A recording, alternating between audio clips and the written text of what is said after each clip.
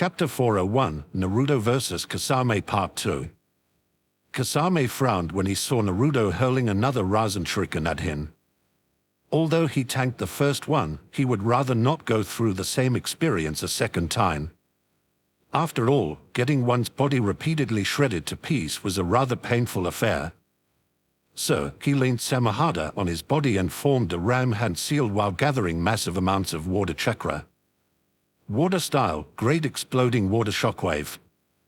A tsunami's worth of water erupted from under Kasame and collided with Naruto's jutsu.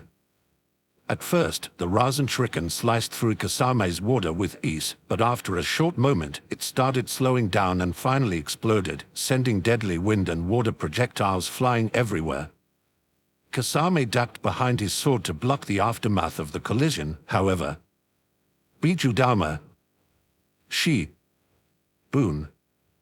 Naruto teleported behind him again, but instead of using a Rasengan, he went straight for the Bijudama.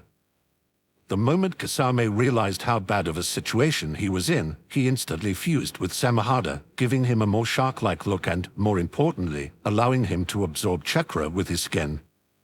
So, the moment Naruto's Bijudama made contact with his skin, he started absorbing its chakra like crazy. Unfortunately, that was far from enough to stop Naruto's attack, so Kasame was engulfed in a massive explosion moments later. Naruto, who had already teleported out of the explosion's area of effect, vigilantly peered into the approaching dust cloud and waited for it to settle so that he could see Kasame's condition. However, before that could happen, the massive amounts of water Kasame previously generated with his jutsu started moving and formed a gigantic water dome. Naruto frowned at the approaching water dome and quickly noticed that Kasame was swimming in the middle of it and that it was following his movements so that he would always be in the center of the dome. Additionally, Naruto could clearly see that there was a large wound on Kasame's back and that significant parts of his body were burned. Although the damage was healing at a visible pace, it would still take some time before he was back in his top condition. Kasame's facial expression showed a mix of pain and hatred as his eyes were fixed on Naruto. It was relatively clear that he had utterly discarded his mission to capture Naruto alive and that he would do anything he could to take Naruto's life. Obviously, Kasame wanted to trap Naruto within his water dome, but since getting trapped within the dome would be somewhat troublesome, Naruto jumped back a few meters while gathering his chakra. Wind style, Thousand Wind Blade Gale. A massive storm of wind blades collided with Kasame's water dome, chipping away at its mass, but before his attack could even make it halfway to the center of the dome, it was already swallowed by the water dome, causing a frown to appear on Naruto's face.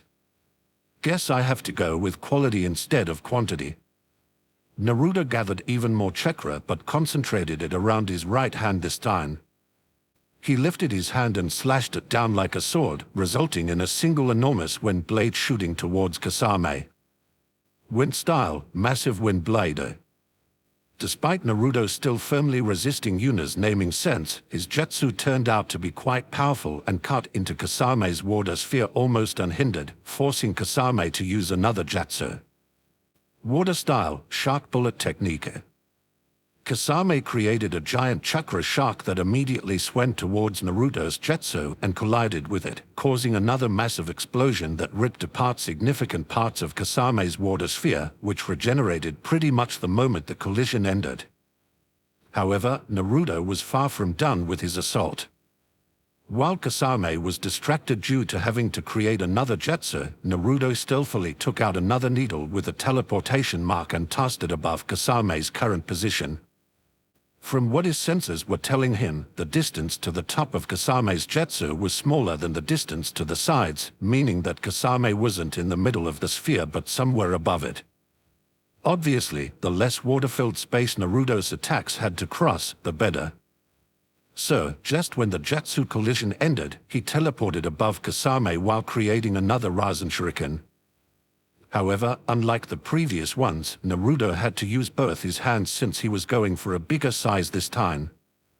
Giant Rasen Shuriken. Another pathetically short name escaped Naruto's mouth as he threw the spinning chakra ball towards Kasame, causing it to rip through the water like it wasn't even there. Kasame's eyes bulged when he saw Naruto use an even deadlier jutsu than he previously did and concentrated pretty much all the chakra he had left into his own jutsu. Water-style, great shark bullet technique. Kasame created an even bigger shark than he previously did. Additionally, this version of the jutsu would also absorb the chakra of the opponent's jutsu and use it to empower itself. The two jutsu collided, and Kasame's shark immediately grew in size, meaning that it stole some of the chakra Naruto put in his jutsu. However, not even a second later, Kasame's shark was sliced apart by Naruto Rasen Shuriken, which was now slightly smaller than it previously was but still bigger than the standard version. Before Kasame could react, Naruto's jutsu hit his body, resulting in even more of its chakra getting absorbed. However, that was just a mere trickle to the amount it contained, so before Kasame could utter a single word, he was engulfed in a deadly whirlwind containing thousands of wind blades that cut his body apart, killing him in the process and causing his water sphere to collapse. Naruto landed on the ground a few seconds later and sighed in relief. He honestly didn't expect to have such a hard time with Kasame. Damn, chakra absorption is such a cheat. Suddenly, a shiver went through Naruto's spine as his head snapped towards Konoha's direction. Is it just me, or is it getting colder? Naruto thought for a moment and quickly made a decision. He slammed his hands on the ground, created a huge earth pillar, and took out some binoculars. Whatever Yuno was doing, he wanted to see it while not being close to it, so this was pretty much the only choice. Seems like Neisan is having fun tilde. Chapter 402, Who is Mr. Tai? While all these fights were happening, Tsunade patiently sat on top of the Hokage Tower with a slightly irritated expression on her face. So far, she had to heal a total of 3 people. A small child that tripped over a stone, resulting in a small wound on his right knee. A young boy that got punched in the face by another young boy because he said he preferred pie over cake. And an old man that complained of pain in his back. Well, no one getting seriously wounded was obviously a good thing, but Tsunade couldn't help but feel slightly useless. An additional factor that was gnawing at her patience was, well, I wonder if we will be able to see any flashy jutsu from here, you know. Nah, Unisama said she would pay for parts of the damage, so I bet she forbid everyone from doing anything flashy, you know. Are those giant snakes? Oh. As expected of Anko, she is as bold as ever, you know. Ha ha ha, awesome, a monster fight, you know. The Uzumaki clan members upholding the barrier around her. Despite Konoha being under attack, they were all chatting nonchalantly with each other while treating the situation like a show. Well, the barrier surrounding them was solid without the slightest fluctuation despite their chatting, so Tsunade decided not to scold them yet. Moments later, an additional person descended onto the Hokage Tower a few meters away from Tsunade and her guards, instantly making all of them vigilant. Well, the ANBU got vigilant, while the barrier team only looked at the newcomer with interest. Oh. Is that one of those pain dudes? Must be. He has those stupid-looking piercings I heard all of them have, you know. Yeah, definitely one of them.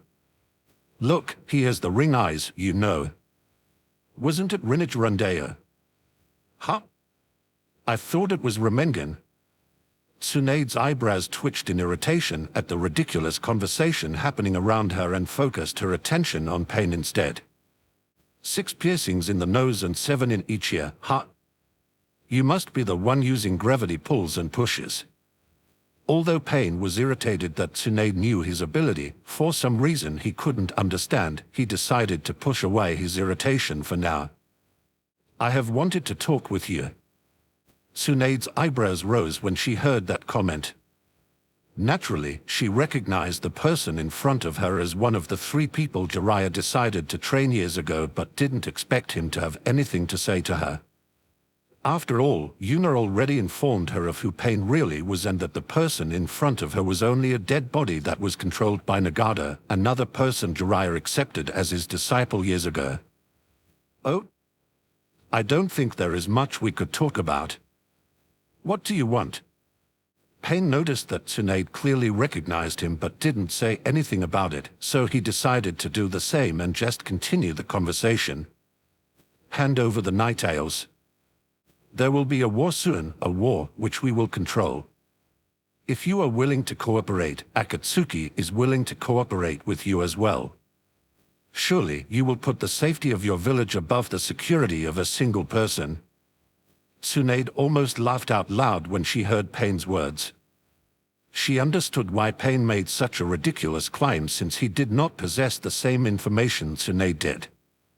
Naturally, Tsunade knew that there were spies in Konoha. Only an idiot would assume that there were no spies in a village as large as Konoha. Detecting every person who tried to gather information about the village was simply an impossible feat, so Tsunade didn't even bother to pretend that it was possible. But there was one thing Tsunade had not a single doubt about. It was absolutely impossible for these spies to gather information from within the Uzumaki compound, no matter how skilled. Hell, even Jiraiya frequently failed simply infiltrating the bathing area, so Tsunade didn't even dare to guess what ridiculous defenses were in place at the actually essential facilities. Additionally, every single person Yuna associated with would involuntarily become a monster, and as Konoha's Hokage, she had easy access to all mission reports, so unlike the people who only occasionally got a report about the missions people closely associated with Yuna participated in, she got the full spectrum of it. Hinata was like a ghost, never contacting a single person more than necessary while killing those she needed to. Anko was like an inferno, burning everything opposing her with flames so hot that not even bones were left behind. Karen was acknowledged as a seal grand mistress who used seals so complex and diverse that no one could face her. Naruto, the Kyuubi Jinchuriki, was pretty much acknowledged as an unstoppable force with his wind style and control over the Kyuubi's chakra. Haka, whose ice style could even freeze fire itself, was only behind Yuna's ice in power. Ino, who could shred apart someone's mind and read it with a single glance. And finally, Yuna, the biggest monster of them all. S-rank. No matter how Tsunade looked at these people, all of them were at least S-rank shinobi. Why should she fear an organization that had a bunch of S-rank shinobi when her village had a ridiculous amount of people with the same strength? Additionally, why would she offend the source of all these ridiculously strong shinobi due to the threat of an outsider? So what if Akatsuki had collected the chakra of 7 of the 9 Bijou? Weren't there already 3 Jinchuriki wandering around the Uzumaki compound to match that power? Additionally, wasn't the Uzumaki clan stuffed to its seams with sealing prodigies, one of the Bijou's most significant weaknesses? What was there to fear? A disdainful sneer appeared on Tsunade's face as she answered Pain's inquiry. Laughable. Your suggestion is beyond unreasonable. You do not possess the power to make such a claim. The safety of the village. What a jerk. No matter what you do, you are incapable of shaking this village. You will be crushed under the power of the one you want to capture. Oh, nice speech, you know. As expected of Hokage-sama, you know. Haha, he has eyes but fails to recognize Mr. Tai, you know. Who is Mr. Tai? No clue, but I once heard Yuna-sama say something like that, and I think it was an insult. Oh? Then it must be a good insult. Haha, he couldn't see Mr. Tai at all, you know. Indeed, you know. Chapter 403, How to Achieve True Peace. Naturally, Pain wasn't happy with Tsunade's rejections and flared his chakra, causing the ground around him to crack. Don't be haughty, you are in front of a god. Most people might have been shocked by Pain's display of power. Possessing chakra so dense that it could actually influence the surroundings was pretty much unheard of, but despite that, Tsunade only scoffed at Pain's show of force. After all... Oh. That felt a little like the feeling you get when Yuna-sama is glaring at you, you know. Now that you mention it, that's right, you know. Yeah, but it's much weaker, isn't it? Of course it's weaker. We are talking about Yuna-sama, after all. Compared to standing next to Yuna when she enters battle junkie mode or seriously glares at someone, Pain's display meant nothing. No, you are the one who shouldn't be haughty, after all. Before the conversation could continue, an indifferent voice echoed over the Hokage Tower, and moments later, a single woman fell from the sky and landed in between Tsunade and Pain. Her right hand was balled into a fist as it smashed into the ground, while her right knee and left foot collided with the ground at the same time as her fist, causing cracks to spread all over the ground. This great one just arrived. Oh. That landing looked really cool, you know. Damn, that was badass, you know. That looked like it would deal quite a bit of damage to the knee. Nah, there is no way Yuna-sama would do something so stupid. With the banter of the Uzumaki clan in the background, Yuna stood up with a leisurely smile on her face that wasn't reflecting her genuine emotions at all. FCK me, that hurt like a bitch. What kind of idiot thought it was a good idea to land on your knuckle and knee after a 100-meter drop? Do not answer that question. Despite the pain coursing through her right knee and knuckle, Yuna looked at Pain with a confident smirk on her face. Seems like it is finally time to settle this, Nagata. Huh? Who the hell is Nagata? Wasn't that guy's name Pain? PSS, you idiots, be quiet. Yuna-sama always sucked at remembering names, so you shouldn't make fun of that, you know. Do you want to get punished with no ramen days? Aren't you the loudest one?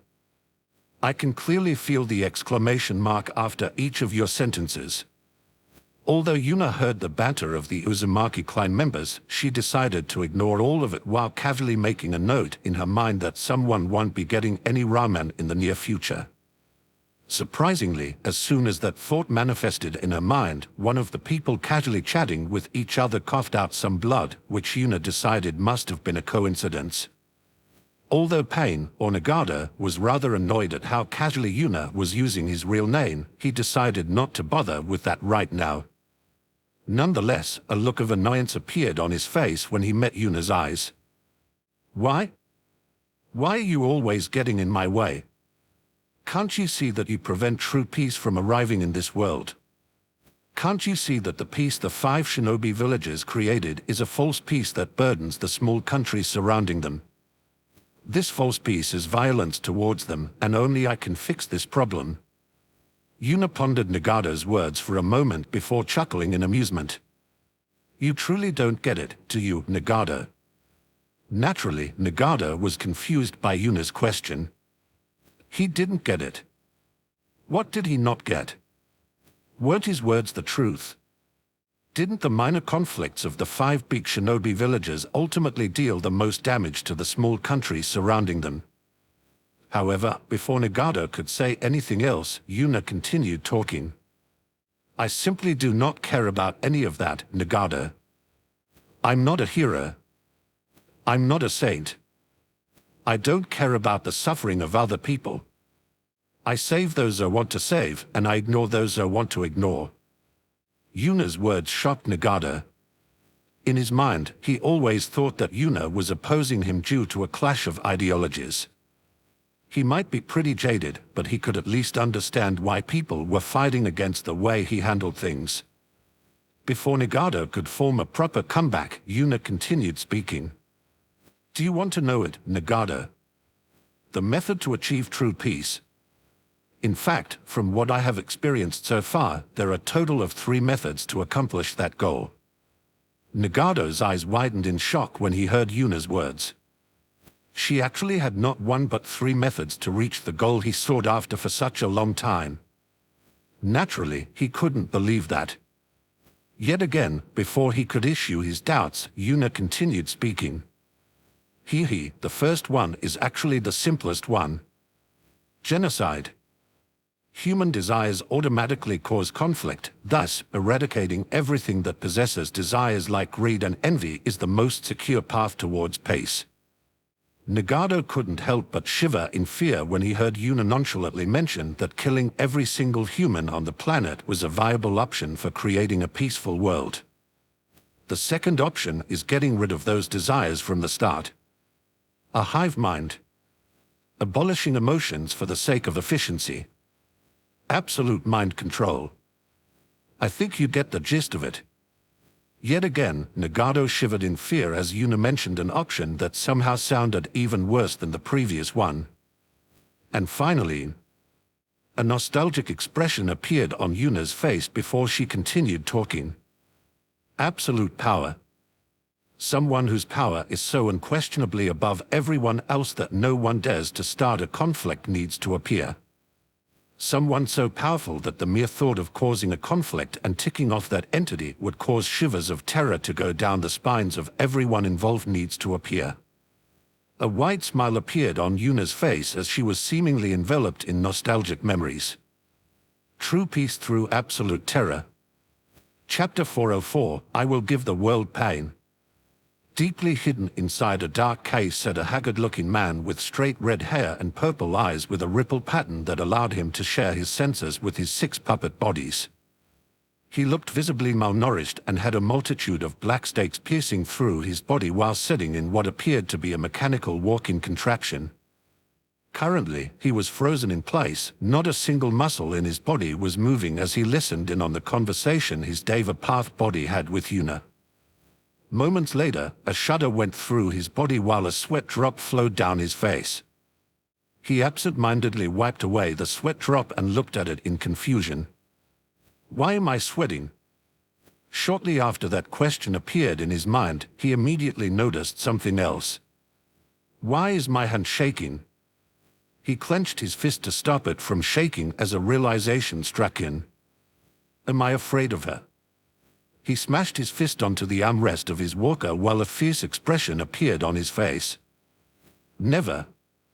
I will bring peace to this world. No one will stand in my way.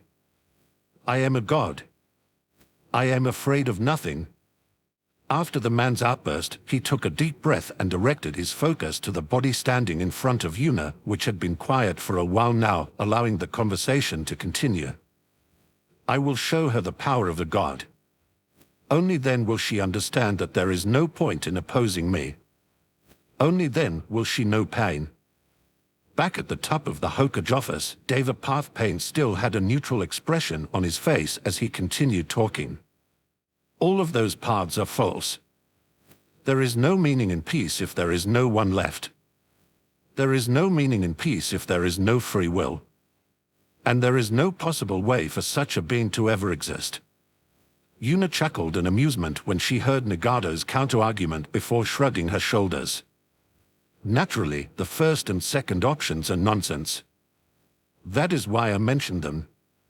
After all, achieving what you call true peace is pretty much impossible. As for the third option, such a bold statement from a little brat like you. How could you possibly judge whether the existence of such a person is possible or not? Just a frog at the bottom of a well. Oh. Here it is. Yuna-sama hit him with the just a frog at the bottom of a well, you know. Ha ha ha, that sure must sting, you know. That's a classic, you know. Sorry, but could someone explain that one to me? I have no idea what that means. An awkward silence followed that statement, which was broken just seconds later. Sorry, me neither. Naturally, Yuna casually ignored the Peanut Gallery's commentary while making a mental note to make using and understanding specific phrases a fundamental part of the Uzumaki clan's education. The appearance of an Uzumaki clan young master character was almost inevitable by now, and Yuna couldn't allow her clan's first young master to go around spouting phrases incorrectly. If a clan produces trash, it should at least be high-quality trash. Although Nagato didn't understand what Yuna's last words meant, he didn't have to be a genius to figure out that she was mocking him. In the end, everything you say is meaningless. From the very beginning, there was no point in this conversation. You, someone who was not interested in peace, has no right to stand before me and ridicule the path I have chosen. Nagato spread his arms as he started floating in the air. Since all alternatives you have are nonsense and mockery, I will show you my path. The path to true peace. The path of pain. Nagato started flying higher and higher while traveling towards the center of Konoha. Or rather, to a specific place in the center of Konoha. That will show you true pain. Why, Yuna, shouldn't you stop him? Yuna heard Tsunade's question and shook her head in denial. No, my knee still cough. I mean, there is no need for that. Everything is going just as I wanted it to go. Seeing the doubt on Tsunade's face, a slight smirk appeared on Yuna's face, causing Tsunade to tremble. Say, Tsunade, what do you think about peace? Do you think I should try to achieve peace as well? Tsunade almost fainted out of fear when she heard Yuna's question. If others asked something like that, she would obviously encourage them to do just that, but considering the three options Yuna mentioned not even a minute ago, that question was a ticking time bomb. Yuna saw the cold sweat flowing down Tsunade's face and chuckled in amusement. Obviously, she was just messing with her.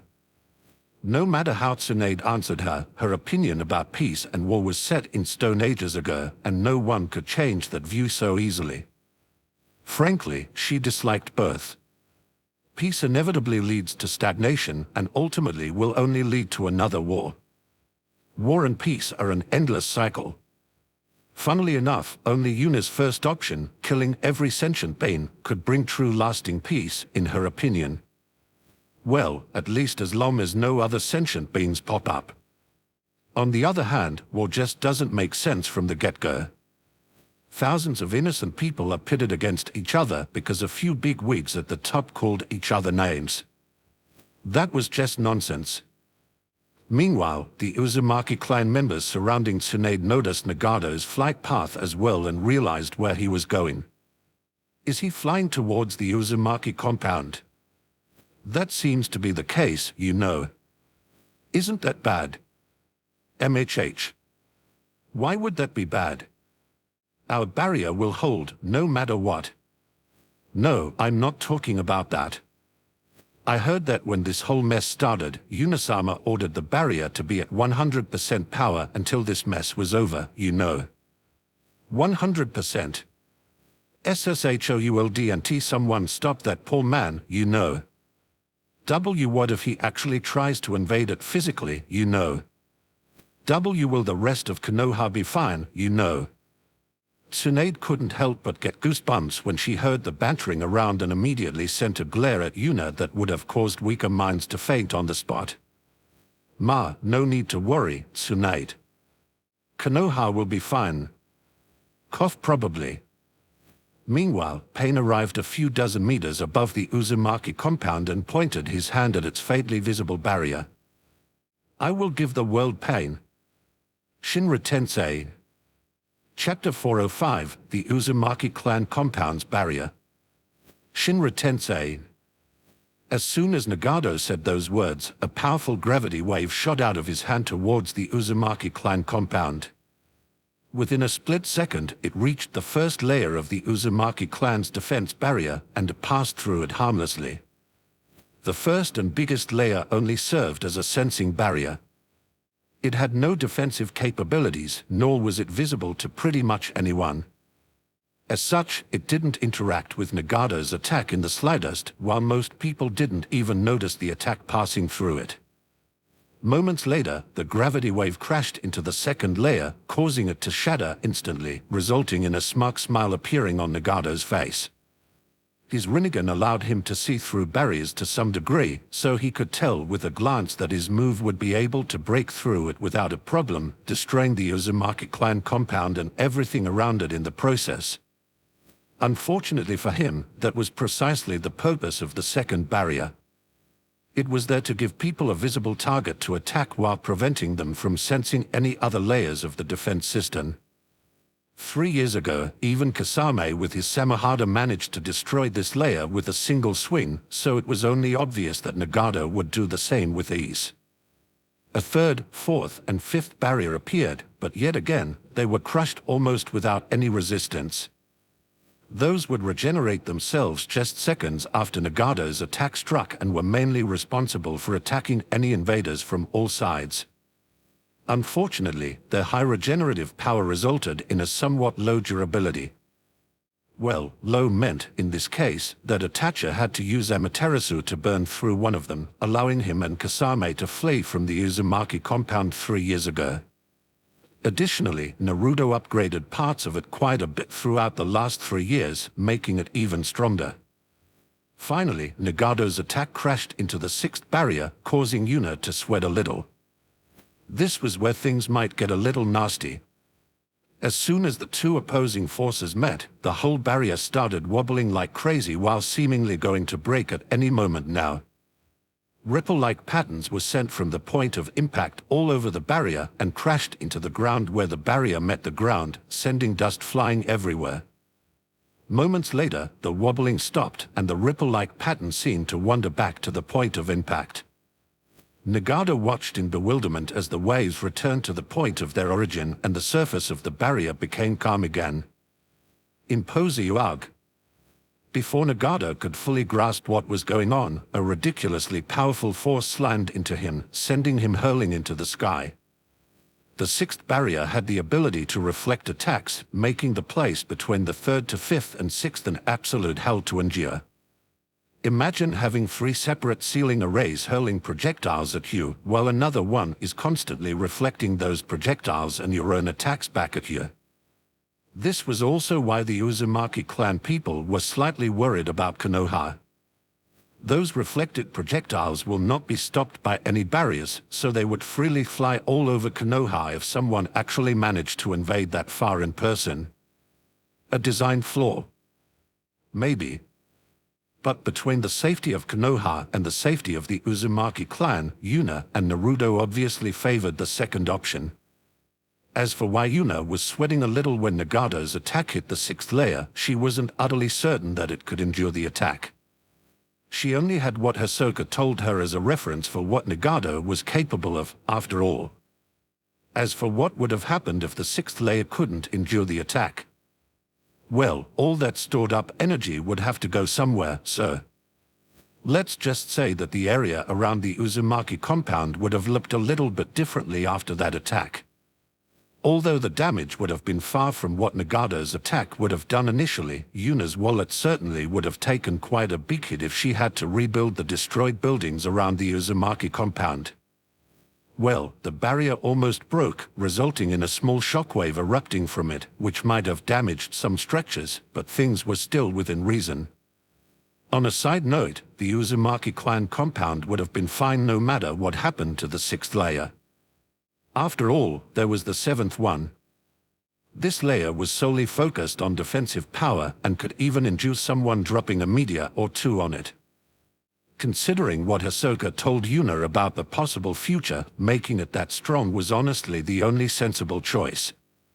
See, Tsunade, I told you everything will be fine. Well, there are a few cracks in the surrounding buildings, but that honesty isn't a big deal. Don't you have that wood-style weirdo lurking around? Just make him fix that, and everyone is good to go. Wasn't that, like, really close? Yeah, it was, you know. Ha ha ha, the compound surroundings were almost blasted to bits, you know. Yeah, that sure was low. Cough as expected of Unisama, she perfectly predicted the opponent's strength, you know. Naturally. Unisama knew from the start that the barrier would hold out, you know. Just like frying beans with lightning, you know.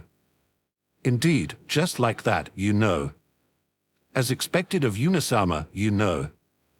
At first, the Uzumaki clan people surrounding Tsunade continued their endless rambling conversations, but after Yuna sent them a glare that promised weeks, or maybe even months without ramen, they instantly changed their tune and started flattering her instead. Naturally, Yuna noticed yet another improperly used phrase popping up but decided to ignore it for now. What can she say? At least they were trying. Naturally, Tsunade noticed the exchange between the Uzumaki clan members and Yuna as well but decided to stay quiet about it. Since they were on top of the Hokage Tower, she could more or less see the whole village from where she sat, and since she had her summon spread throughout the entire village, she could pretty much tell how many people were injured by the attack as well. In conclusion, almost no damage to the buildings and not a single seriously injured person. Did she really have any room to complain about an outcome like that? Obviously not. Well, I'm leaving, Tsunade. The enemy is not entirely defeated yet, so it's time to finish this. Tsunade simply nodded her head as two ice wings grew from Yuna's back, and she jumped into the air. Tsunade could only smile wryly when she saw Yuna flying away into the distance. Flight, huh? I guess I shouldn't be surprised, huh? Chapter 406. Meanwhile, Sasuke. Meanwhile, a few minutes earlier, Sasuke was rushing through Konoha at high speed. He was supposed to help Konoha during the invasion and then reveal the two elders' bodies draped in Akatsuki cloaks in front of a huge crowd, but where the hell is everyone? Well, Yuna probably should have mentioned that she would make sure that most people were already evacuated before the fight even started, which meant that it wouldn't be easy to find a huge crowd. Additionally, it's okay if there are no civilians, but where are all the shinobi? Isn't this supposed to be an invasion? Where is everyone? Yet again, Yuna might have forgotten to mention that she would make sure that there would be no small fries on the streets during the invasion, reducing the number of people Sasuke could enact his play in front of even further. When he first entered Konoha, he saw a battle between a bunch of massive creatures with dangerous-looking flames burning a few of them to a crisp, so he headed there immediately. However, before reaching his destination, all the summoned creatures popped out of existence, indicating the end of the battle, so Sasuke immediately headed somewhere else. He noticed a bunch of powerful explosions just outside of Konoha, so he decided to go there next, but when he saw a mixture of water and wind projectiles shredding apart massive patches of the forest, he concluded that his help was definitely needed somewhere else and turned his back to the fight. Although he left before he could see it, a mountain-like water dome getting shredded to pieces by an enormous ball of spinning wind chakra would have assured him that he had made the right decision. While he was frantically searching, his eyes lit up when he heard a few people making some noise not too far away from him and immediately headed for the source of the noise. When he arrived at his destination, he almost face-planted into the ground due to what he saw. There he is. Surround him. Come on, get him. Get him, we can't have that group of mad women get all the glory. Hey. Who are you calling a mad woman? Damn it, Anko is already here, don't let her get this one as well. Shit, I should have stayed hidden. Oh hey, hello Ina, who was transformed into someone else over there. What the hell, Anko? Let me have this one, the first one was a disappointment. Damn it, another mad woman is already here. Hurry up. Did you just call my daughter a mad woman? Ga, I am sorry, Inoichi-sama. Sasuke witnessed utter chaos. A mob of frantic shinobi was currently chasing after a single man with orange hair and 7 piercings arranged from the place between his eyes down his cheeks and another 3 in each ear. This was Naraka Path Pain, who didn't have a good time at all right now. Considering how hopeless his current situation was, Nagato considered multiple times whether he should just discard him, but his ability to revive the other pain bodies was simply too valuable to just discard. He only needed to get a hold of one body, preferably the animal or Asura one, and he could make a comeback. Sasuke looked at the madness happening in front of him, and after contemplating whether he should really jump in there or not, he came to a decision. From what he could see, none of the people chasing after the enemy were speed-type shinobi, granting Sasuke a massive advantage. This, combined with the power of his evolved Sharingan and the fact that Naraka Path Pain was somewhat distracted, almost guaranteed him the kill. So, Sasuke decided to go for the kill as rampant lightning chakra started covering his right hand while the sound of birds chirping reverberated over the surroundings. His usually black eyes turned red as he activated his Sharingan, quickly followed by his Manjutsu Sharingan to ensure that he would miss nothing. He ran towards his opponent in a straight line and, to his surprise, a split second before he could reach Nakara Path Pain, he started falling over like a puppet whose strings had been cut, allowing Sasuke to easily smash his Kaidori through the body of Nakara Path Pain, dumbfounding everyone who was following him. What the hell? Why did he suddenly give up like that? He just bent over and allowed himself to be penetrated, huh? Anchor, you are definitely spending too much time with Yuna. Haha, sorry, Ina, that one slipped out by instinct. The rambling of those two mad women aside, who is that? That's right, who stole our kill? Huh? Isn't that Sasuke Uchiha? Why is he here? Damn it, I don't know how or why, but this is definitely Yuna's doing. Sasuke couldn't help but look at the last person who talked in bewilderment. What the hell? Why is he so sure about that? I mean, he is correct, but that thought process is just absurd. What in the world happened in these recent 3 years within Konoha for everyone to act this weirdly? Although there were a lot of questions in Sasuke's mind, he decided that it was not the right moment to ask them. After all, there were many people present, so this was the perfect chance for him to pull out the bodies of the dead elders. He was just about to take out the scroll containing their bodies when a powerful shockwave washed over the gathered crowd, causing a few of them to tumble to the ground and the rest of them looking at the source of the shockwave. They saw a rippling crimson dome that was covered densely with complex-looking minuscule seals. Most of them immediately realized where this barrier was and understood that it was the Uzumaki clan compound's barrier. They also understood that it was very likely rippling because someone attacked it, which immediately evoked a sense of pity for the attacker in most of them. Moments later, they saw a single figure getting blasted into the sky, causing Anko to shake her head. Guess the show is over, let's go home. Naturally, most people weren't satisfied with that in the slightest. Why was the show over? There might still be more enemies, right? However, Ino's following words quickly doused their earlier enthusiasm with cold water. The Uzumaki clan got attacked directly, pretty sure Yuna will take that personally. If you want to get between her and her prey, then good luck, I'm leaving. Ino's words sent shivers through the spine of everyone present, causing them to leave quickly so they wouldn't get into whatever mess Yuna was going to create, leaving a confused Sasuke behind. But what about me? I still have the bodies of the elders. Wait, and I supposed to be a missing nen. Why is everyone leaving just like that? Why am I being ignored? What the hell is going on? Chapter 407, My pain is greater than yours. Despite getting blasted away by his own powerful technique, Devapath Pain's body was still intact, albeit quite heavily wounded. Well, at the end of the day, it was just a remotely controlled body, so ironically, Pain's body couldn't feel any pain. There were multiple reasons why Pain's body wasn't destroyed despite the power of the attack. First of all, some of its force was lost while smashing through all those Uzumaki barriers.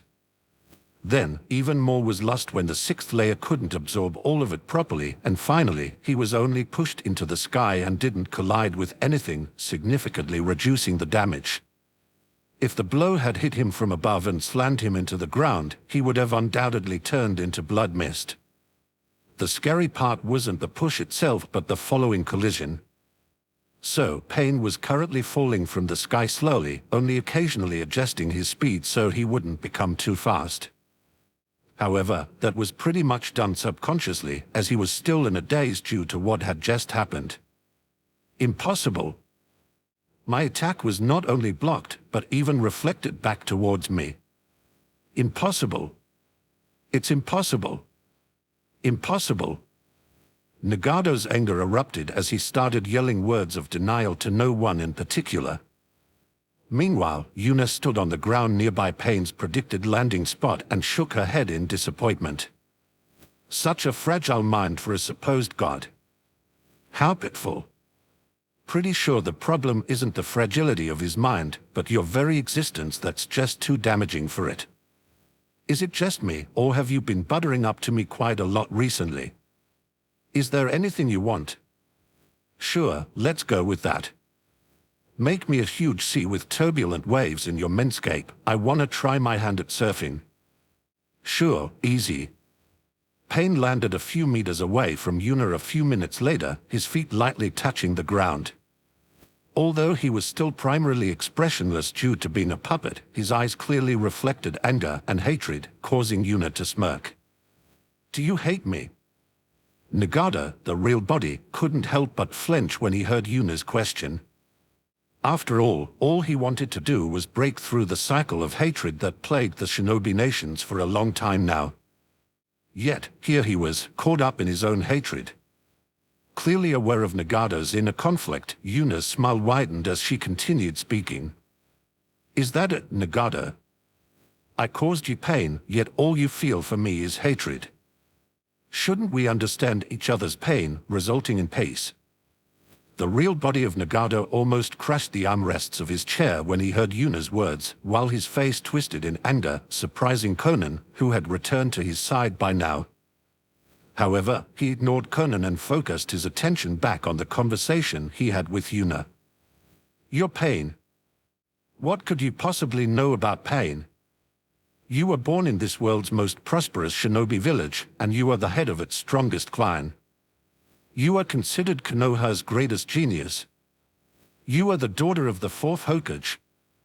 Additionally, isn't your life filled with whatever degeneracies you are doing with your harem? What could you possibly know about pain? The reason we cannot understand each other is because my pain is greater than yours." A smile appeared on Yuna's face when she heard Nagata's accusations.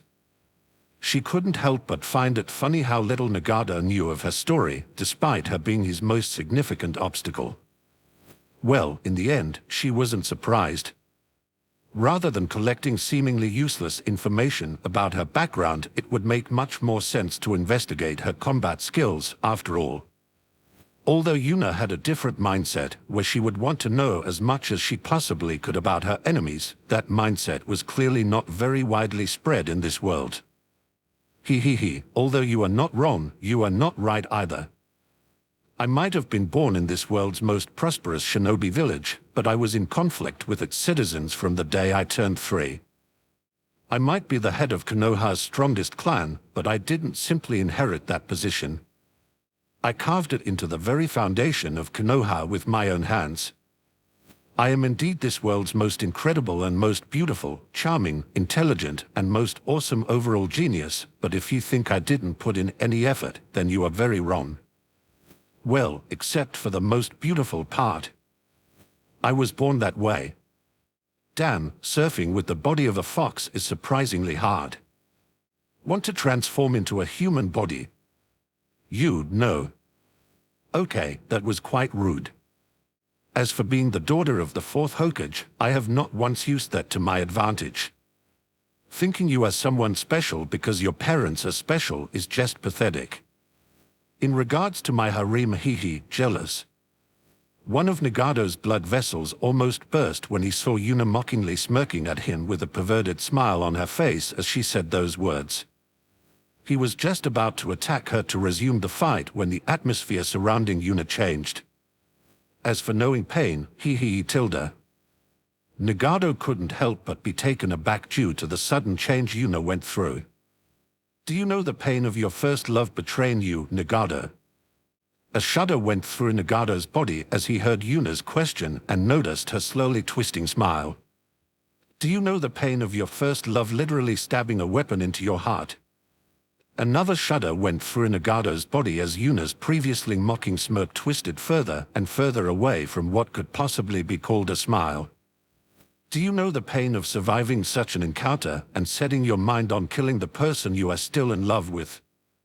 By now, Yuna's deranged smile almost split her face into two halves as insanity started radiating from her whole body. Do you know the pain of confessing your feelings to your first love and then stabbing her in the heart, killing her in the process?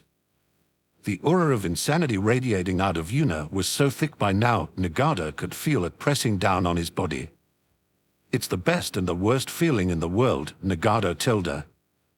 Nagato couldn't help but tremble in fear as he looked at the person radiating such deep madness that would even make Haydn feel humble. In conclusion, Within an instant, the dense insanity radiating out of Yuna vanished, and she returned to her usual self while an amused smile appeared on her face. My pain is greater than yours. Chapter 408, Kaibaku Tensei. In conclusion, my pain is greater than yours. Nagato felt like someone hit him on the head with a sledgehammer when Yuna returned his own words back to him. Is that story really true? His most significant source of pain, the death of his best friend, Yahiko, was undoubtedly a tragic event, but if he were to compare that to the story Yuna just told him, it has to be a lie. She came up with that story on the spot and told it to me to confuse me. Nagato imagined what it would be like if Yahiko were not only killed in front of him but if he were the one to do it after being betrayed by him. I would probably go insane if that happened to me. Another shudder went through Nagato's body as he made another realization. She is insane, so did that story really happen? While Nagato was deep in thought, Yuna patiently stood in front of him and waited for him to finish his pondering. Frankly, she was rather curious how Nagato would react to her story. She found Pain's idea to bring peace through overwhelming pain to be ridiculously impossible, but she couldn't help but wonder what he would think when he met someone who went through more pain than himself. A short moment later, Nagato finished his contemplations as his eyes regained focus and concentrated on Yuna.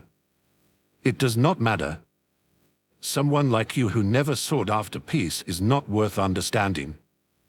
No matter what you went through, no matter how much pain you experienced, someone who does not wish for peace has no right standing in front of me. As soon as Nagato finished speaking, he lifted up his arms and pointed them at Yuna. Shinra Tensei. After Nagato used such a powerful Shinra Tensei in Konoha, he could not use it for quite a while, but not only did it take time for him to reach the ground after getting blasted away, he talked with Yuna for a while as well, allowing him to regain his power. Yuna shook her head in disappointment when she heard Nagato's words. Simultaneously, she could feel gravity pushing against her body, trying to send her flying away. I see, so you concluded that this is just an exception, huh? Pathetic. Before Yuna could get pushed away, ice started spreading from her feet, anchoring her to the ground and preventing her from getting sent flying. Someone as ambitious as you should never make compromises. You want to influence the whole world, yet you dismiss your ambition of peace through pain the moment an obstacle pops up. Is that all your willpower amounts to, God? Nagato grimaced when Yuna managed to endure his attack, and the moment Yuna mockingly called him a god, he could no longer endure Yuna's mocking words. From the very first time Yuna and Nagato met, Yuna was constantly piling up mockery after mockery on him, and although he did somewhat get angry a few times, at this very moment, he finally had enough and truly snapped. I have had enough of your mockery. I will put the fear of God into you. Deva Pathpain clapped his hands together as he gathered ridiculous amounts of chakra, allowing Yuna to feel where all that chakra was coming from clearly. Simultaneously, blood started flowing out of the real Nagato's eyes, nose, and mouth in a hidden location while a crazed look appeared in his eyes. Nagato, you shouldn't go that far. You are... Silence. This is the path I have chosen, and I will walk it to the end. I will show that monster what it means to be a god.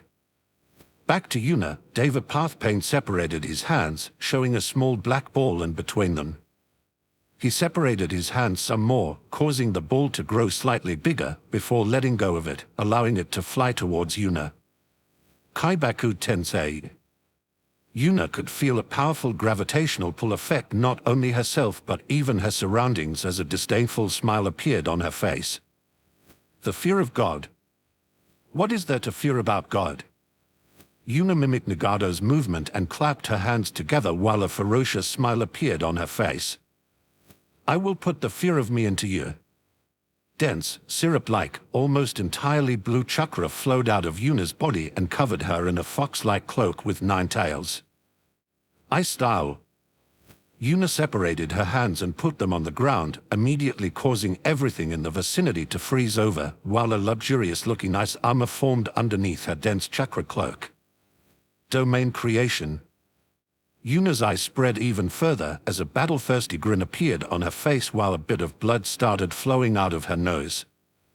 You are overdoing it. Yes. Heavenly Ice Goddess's realm. Everything froze. While previously everything was simply covered by a layer of ice, now everything was frozen solid. The trees that previously merely had a layer of ice covering them turned into solid ice statues. The ground was frozen multiple meters deep. Devapath Pain himself turned into an ice statue. And most importantly, despite the powerful gravitational pull of the still floating orb, nothing moved, like space itself was frozen. A few seconds later, the black orb fizzled out of existence, marking the end of Nagado's jutsu. Yuna fell on one knee while coughing out some blood with a broad smile on her face and an overall refreshed-looking facial expression. It's been a while since I have done this. That was fun, Tilda. That was utterly unnecessary. Yeah, it kinda was, but he started pissing me off with his endless rambling about being a god, so I made him shut up. I agree that it was becoming rather annoying, but she still overdid it by a considerable margin. There were easier ways than turning this whole area into a frozen tundra to end this fight quickly. Yeah, stop nagging.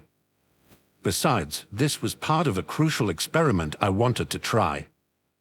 I have my doubts about that, but let's hear it. I wanted to test whether Pain will change his name from Pain to Fear after what he just went through, ha ha ha. Truly a cause worthy of risking your body getting blown to bits for. I know, right?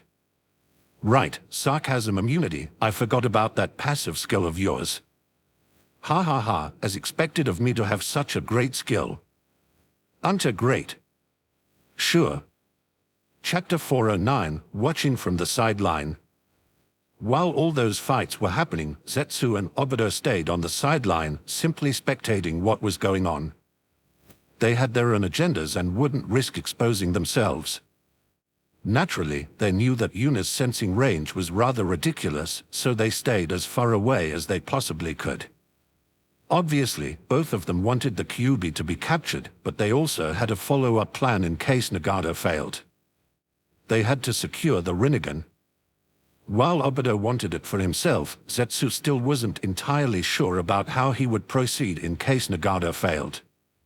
He wanted to resurrect his mother as fast as possible, so he preferred to continue pushing forward, but Yuna was a massive variable that he was unsure how to handle. Usually, he would just ignore whatever anomaly would pop up and do everything he could to resurrect Kaguya since no one could kill him anyway, but he was relatively sure that Yuna was an exception. He didn't understand how, but she could kill him somehow. His instincts were telling him so. And if she did, everything would have been for naught. So, the additional factor of him surviving entered the equation, making everything even more complicated.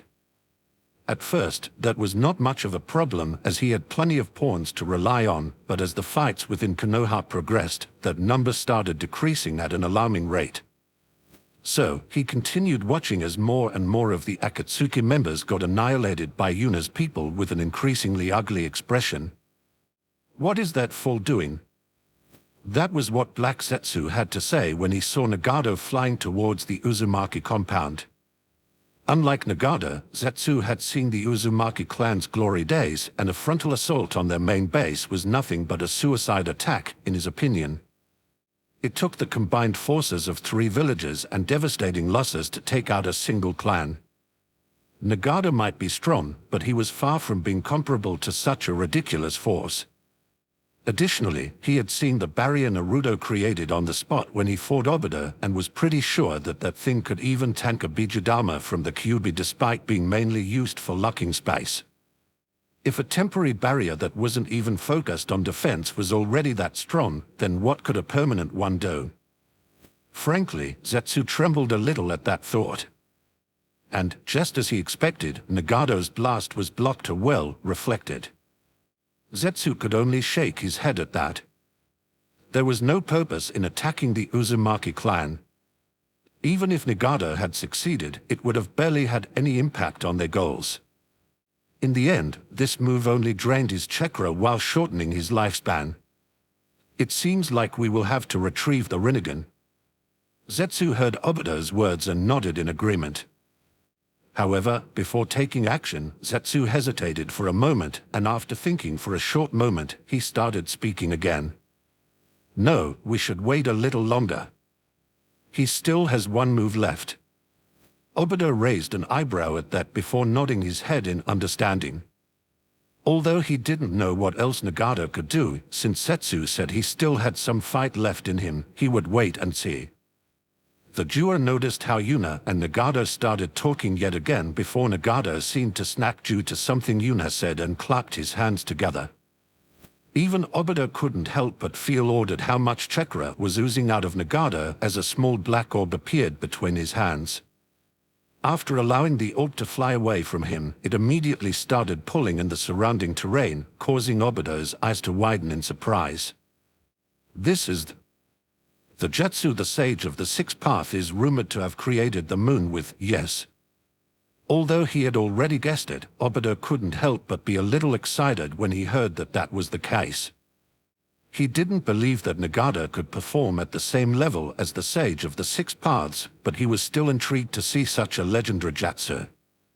Additionally, his confidence that Nagato could capture Yuna rose significantly when he used such a powerful technique. On the other hand, Zetsu was looking forward to seeing whether Nagato could do it or not as well. After all, he had significantly more knowledge about what happened in the past and knew how powerful this technique was. In his opinion, this was the perfect move to capture someone as powerful as Yuna. However, as if she wanted to mock the aura Obito felt towards Nagato's chakra density and Jutsu and Zetsu's confidence, Yuna activated her chakra cloak, showing off chakra so dense that it cracked the ground around her. Her presence seemed to enlarge as she clapped her hands together, and moments later, the world froze. Zetsu and Obito could only look in bewilderment as everything around Yuna was turned into ice within a blink of an eye. The frozen tundra Yuna just created was far away from them, but they could still feel a chill despite that. There was no slow spreading, no projectiles, no wave of chakra. Everything just froze over instantly. It was like Yuna imposed her will on the world around her, and the world obeyed. Shudder. While Obito had not the slightest clue what just happened, Zetsu shuddered in absolute terror when he saw what Yuna had just done. Although he couldn't understand it either, he was confident about one thing. If he were in the vicinity of whatever Yuna just did, he would be dead, no questions asked. While it previously was only a guess and an instinctual feeling, he no longer had a doubt now. Yuna could kill him. And the technique she could use to do so was so fast that he wouldn't even notice how he died. I'm retrieving the Rinnegan right now. Zetsu didn't even wait for an answer from Obito as he instantly sank into the ground. Zetsu was terrified. He was terrified of meeting Yuna eye to eye, and he would do everything he could to prevent it from happening. His only pawn left was Obito, and frankly, he considered simply discarding him and hiding away for the next 100 or 200 years, but he could ponder on that later. For now, he would get the Rinnegan and see where things would go from there. Chapter 4:10, A Battle of Will. Yuna shakily stood up from her kneeling position and surveyed her surroundings with a satisfied smile on her face. An average person would freeze to death within a few seconds if they were to stand so deep within the world of ice, but to Yuna, it felt incredibly comfortable. After all, this could be considered as her world. Her realm. Within the area she froze, she could control everything. Obviously, there were some limitations to that, but Nagato simply didn't have what it took to overcome these limitations, even if it was his real body standing in front of her. Yuna pondered for a moment before shrugging her shoulder and asserting her will on her surroundings, causing the atmosphere to shift slightly due to something changing about the ice in the area. Let's keep this area like this. I stopped my ice from spreading, so I'm sure there is nothing to complain about from Tsunade's side. Except for you creating a deadly tundra with a radius of a few hundred meters near the village. Meh, just some insignificant details. Anyway, let's get this over with. Yuna started sprinting towards where she previously felt Nagado's presence since she didn't want him to get cold knees at the last moment and run away. Although she couldn't hear it due to the distance, Black Zetsu immediately started cursing when he noticed Yuna running towards the correct destination. He was banking on her still having to look for Nagado's location, but apparently she was already aware of it. Damn it, should I just run? No, there is still a chance to get the eyes. Maybe she won't take them from the start, and there is the possibility that I will get an opportunity to sneak in and grab them as well. This isn't over yet. A few moments later, Yuna arrived in front of a giant tree that seemed to be entirely made out of paper, which fascinated her a little.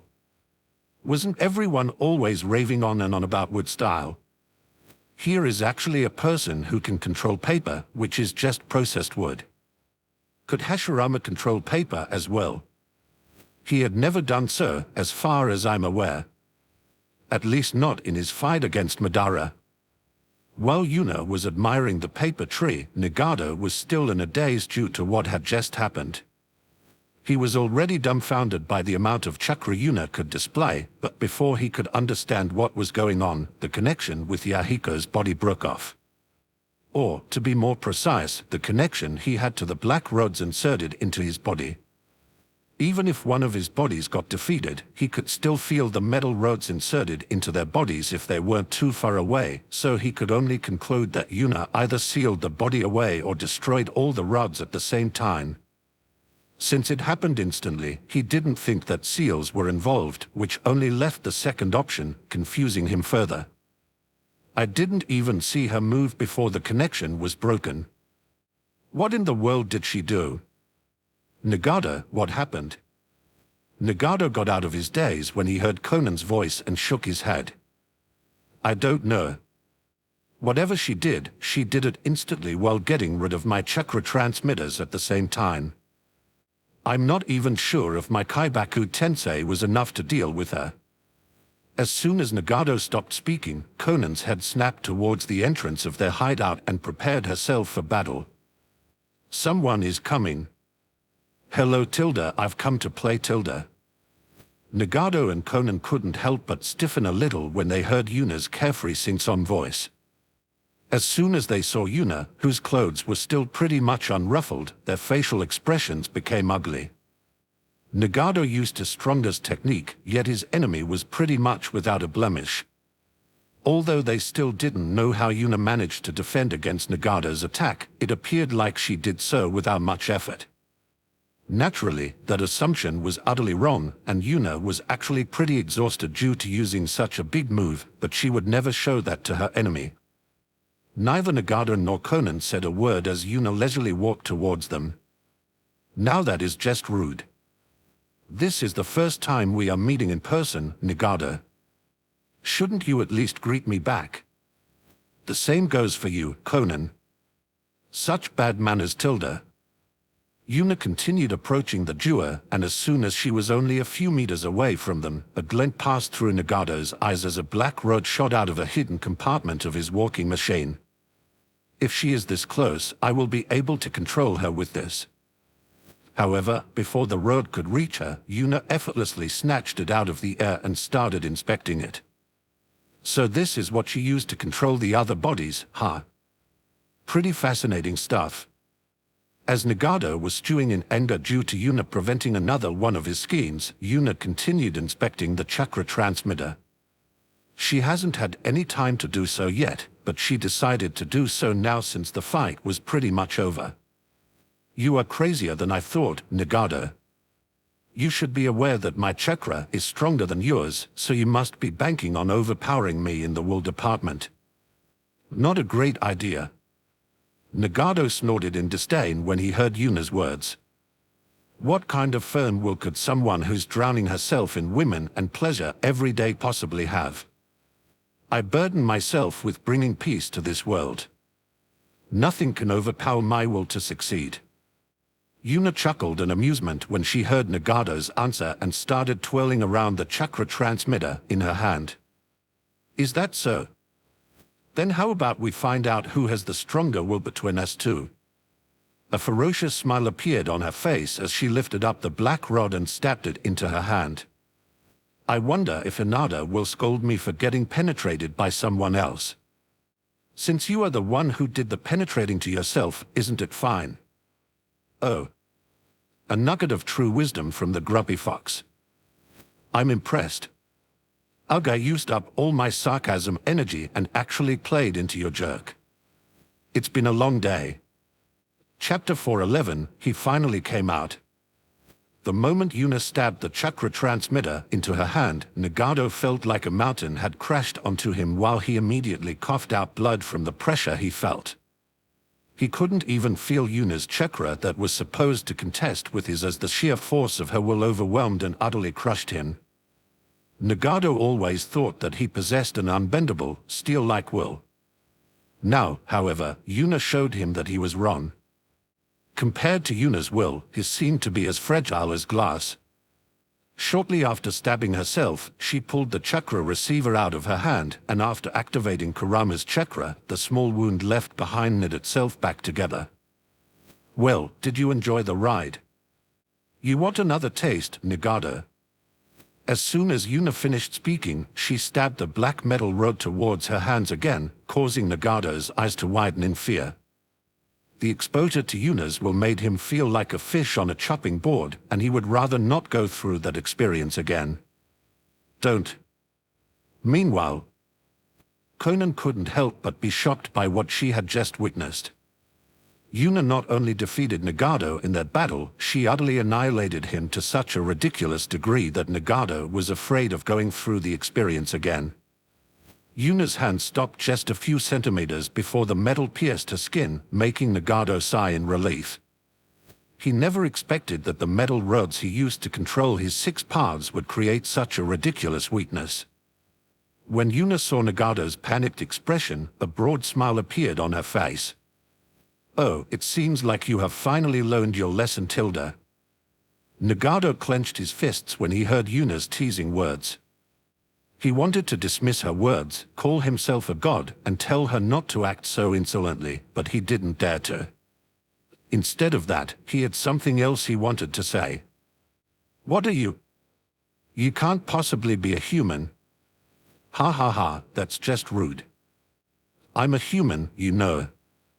Please don't. Nagato ignored the verbal tick, which he assumed Yuna did to make her appear Uzumaki-like, and shook his head in denial. So you are unwilling to tell me, huh? I guess I shouldn't be surprised. Conan was shocked by these words. After all, they were laced with resignation. All that determination and conviction Nagato usually possessed when he spoke was gone and replaced with resignation. What the hell did you do to Nagato?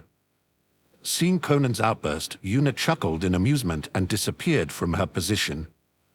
Before Conan could react, Yuna's hand landed on her shoulder while her mouth moved next to her ear as she started whispering. I showed him the immensity of heaven and earth. A shudder went through Conan's spine when Yuna suddenly started whispering in her ear. She wanted to turn into paper or retaliate, but to her surprise, she couldn't move her body in the slightest. And if you get in my way, I might have to give you a spanking, little girl. Another shudder went through Conan's spine as she heard Yuna's words and saw her predatory facial expression. Considering the rumors circulating about Yuna in the elemental nations, she did not doubt that Yuna would actually make her words come true. That, and the fact that Yuna somehow managed to stop her from moving just by touching her shoulder, immediately made her want to get away from Yuna. Seeing the desire to run away appear in Conan's eyes, Yuna's smile widened even further as she started wiggling her fingers in front of Conan's face. Oh? Still not moving out of my way? It seems like I will have to make my threat a reality then. Obviously, Conan still couldn't move. If she could, she would definitely have started cursing Yuna by now for her shameless behavior. On one hand, Yuna tells her to move, and on the other, Yuna stops her from moving. It was apparent that Yuna was messing with her. Suddenly, a pain-filled scream echoed through the room, causing Yuna and Conan, who could suddenly control her body again, to look at the source of the scream. A black creature was growing out of the ground right next to Nagata and was currently reaching for Nagata's face. There was a bloody Rinnegan in both of its hands, making it relatively clear what its goal was. Nagata. Conan immediately reacted as millions of paper pieces shot towards the black creature. But before any of those attacks could reach it, it sank back into the ground, taking the two Rinnegans with it and causing Conan's attack to pierce the ground harmlessly. Seeing all of this happen in front of her, Yuna secretly nodded in approval. Finally. That guy has been stalking me the whole day. I almost started digging him up and directly handing him the Rinnegan. Seriously, I even had to start flirting for him to finally make his move. Snort, I'm calling bullshit. I know how you work, Yuna see woman, Yuna flirt woman. Well, you are not entirely wrong, but I have standards, okay? Yeah, they need to be female. I got that part. Now, that's just not true. Some species out there have more than two genders, and I have my own preferences regarding those. Right, make it sound like that didn't support what I just said. Let's go with that. Yep, Tilda. Yuna shook her head in amusement and put her focus back on Nagata, who had just lost both of his eyes, and Conan, who tried to help him however she could without knowing what to do. Anyway, you two. Let's get this over with. Conan immediately got worried when she heard Yuna's words as she prepared herself for combat, while Nagata was still in pain due to losing both his eyes, making it pretty much impossible for him to continue fighting. Well then, follow me to the Uzumaki compound. Nagato and Koan both had the same reaction towards Yuna's words. Ha!